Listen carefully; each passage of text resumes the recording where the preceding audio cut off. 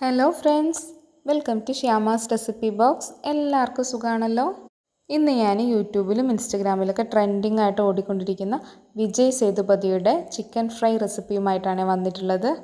അമിതമായ മസാലപ്പൊടികളൊന്നും ചേർക്കാതെയുള്ള നല്ല ടേസ്റ്റി ആൻഡ് ജ്യൂസി ആയിട്ടുള്ള ചിക്കൻ ഫ്രൈ ആണിത്. വരൂ നമുക്ക് പെട്ടെന്ന് തന്നെ റെസിപ്പിയിലോട്ട് പോയാലോ. ഇത് വളരെ പെട്ടെന്ന് തന്നെ തയ്യാറാക്കിയെടുക്കാം കേട്ടോ. അതിനായിട്ട് ഒരു മിക്സിയുടെ ജാറിലോട്ട് ഞാനൊരു 2 പച്ചമുളക്, ഒരു 10ഓളം അല്ലി വെളുത്തുള്ളി, ഒരു കഷ്ണം ഇഞ്ചി എന്നിവ ചേർത്ത് കൊടുക്കാം. ഇഞ്ചി പെട്ടെന്ന് അരഞ്ഞ് കിട്ടുന്നതിനായിട്ട് ചെറിയ പീസസ് ആയിട്ടാണ് ചേർത്തിട്ടുള്ളത്. ഇനി ഇതിലോട്ട് പാകത്തിന് ഉപ്പ് ചേർക്കാം. ഞാനൊരു 1/2 ടീസ്പൂൺ അടുത്ത് ചേർത്തിട്ടുണ്ട്. ഇനി വേണ്ടത് കുറച്ച് പുതിനയിലയാണ്. കൂടെ കുറച്ചധികം മല്ലിയില കൂടി ചേർത്ത് കൊടുക്കാം. ഇനി ഒരു 1/4 ടീസ്പൂണിനടുത്ത് ചെറിയ ജീരകം ചേർക്കുന്നുണ്ട്. ഇതധികം പുളിയില്ലാത്ത കട്ട തൈരാണ്. ഇതുപോലത്തെ സ്പൂണിൽ ഒരു 1.5 ടീസ്പൂൺ ചേർത്തിട്ടുണ്ട്. ഇനി നമുക്ക് നല്ല ഫൈനായിട്ട് അരച്ചെടുക്കാം. നല്ല രീതിയിൽ അരിഞ്ഞ് കിട്ടിയിട്ടുണ്ട്. ഞാൻ ഇതിലോട്ട് എരിവിനായിട്ട് പച്ചമുളക് മാത്രമേ ചേർത്തിട്ടുള്ളൂ. നിങ്ങൾക്ക് വേണമെങ്കിൽ കുരുമുളക് ചേർക്കാവുന്നതാണ്. പച്ചമുളകിൻ്റെ എണ്ണ നിങ്ങളുടെ ഇഷ്ടത്തിനനുസരിച്ച് കൂട്ടുകയോ കുറയ്ക്കുകയൊക്കെ ചെയ്യാം. ഈ ഒരു മസാല നമ്മൾ ഓൾറെഡി ക്ലീനാക്കി വെച്ചിരിക്കുന്ന ചിക്കനിൽ മുകളിലോട്ടിട്ട് നന്നായിട്ട് മിക്സ് ചെയ്തെടുക്കാം. ഇതിലോട്ട് മുളക് പൊടി, മഞ്ഞൾപ്പൊടി, ഗരം മസാലപ്പൊടി തുടങ്ങിയ മസാലപ്പൊടികളൊന്നും ചേർക്കുന്നില്ലേ. എങ്കിലും ടേസ്റ്റ് അപാരമാണ്. നല്ലൊരു ഗ്രീൻ ചില്ലി അൽഫാമിൻ്റെ ഫ്ലേവറൊക്കെ വരും കേട്ടോ ഈ ചിക്കൻ ഫ്രൈ കഴിക്കുമ്പോൾ. പിന്നെ അധികം എരിവ് കഴിക്കാത്തവർക്ക് ഫ്ലേവർഫുള്ളായിട്ടുള്ള നല്ലൊരു ചിക്കൻ്റെ റെസിപ്പി കൂടിയാണ് ഇത്.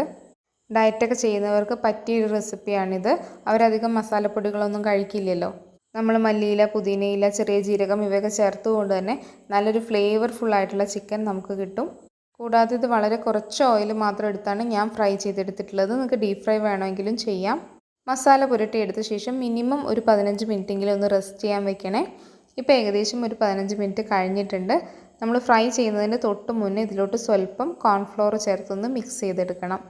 കോൺഫ്ലോർ ചേർത്ത് കൊടുത്തിട്ടുണ്ട്. നന്നായിട്ടൊന്ന് മിക്സ് ചെയ്തെടുക്കാം. ശേഷം നമുക്ക് ഫ്രൈ ചെയ്യാനായിട്ട് തുടങ്ങാം. ഇതിനായിട്ട് ഒരു ഫ്രൈയിങ് പാൻ സ്റ്റൗവിൽ വെച്ച് കൊടുത്തിട്ടുണ്ട്. ഇത് ചൂടായി വരുമ്പോൾ ഇതിലോട്ട് ഓയിൽ ഒഴിച്ച് കൊടുക്കാം. നിങ്ങൾക്ക് വെളിച്ചെണ്ണയോ സൺഫ്ലവർ ഓയിലോ ഏത് വേണമെങ്കിലും എടുക്കാം കേട്ടോ. എണ്ണയൊന്ന് ചൂടായി വരുമ്പോൾ നമ്മുടെ ചിക്കൻ പീസസ് ഓരോന്നായിട്ട് ഇതിൽ നിരത്തി വെച്ച് വേവിച്ചെടുക്കാം. ഇതൊരു മീഡിയം ഫ്ലെയിമിലിട്ടാണ് കേട്ടോ ഞാൻ കുക്ക് ചെയ്തെടുക്കുന്നത്. അതുകൊണ്ട് തന്നെ നല്ല സ്ലോ കുക്കായിട്ട് ഉള്ളിൽ നല്ല സോഫ്റ്റ് ആയിട്ടുള്ള ചിക്കൻ നമുക്ക് കിട്ടും. കൂടാതെ ഇങ്ങനെ ഫ്രൈ ചെയ്യുമ്പോൾ വളരെ കുറച്ച് ഓയിലും മതി. ഞാൻ മുഴുവൻ ചിക്കനും ഇതിലോട്ട് തന്നെ ഇട്ട് കൊടുത്തിട്ടുണ്ട്. ഇതുപോലെ ഇങ്ങനെ ഒട്ടിക്കിടന്നെന്ന് വെച്ചിട്ട് പ്രശ്നമൊന്നുമില്ല. നമ്മൾ ലോ ഫ്ലെയിമിലിട്ടാണ് കുക്ക് ചെയ്തെടുക്കുന്നത്. പിന്നെ ഇതൊന്ന് വെന്ത് വരുമ്പോൾ ചിക്കൻ സൈസിലൊന്ന് ചുരുങ്ങും. അതുകൊണ്ട് തന്നെ നല്ല പെർഫെക്റ്റായിട്ട് നമുക്ക് കുക്കായിട്ട് കിട്ടിക്കോളും. ഒരു സൈഡ് കുറച്ച് സമയം ഇങ്ങനെ വെന്ത് വരുമ്പോൾ നമുക്ക് തിരിച്ചിട്ട് മറുഭാഗവും വേവിച്ചെടുക്കാം.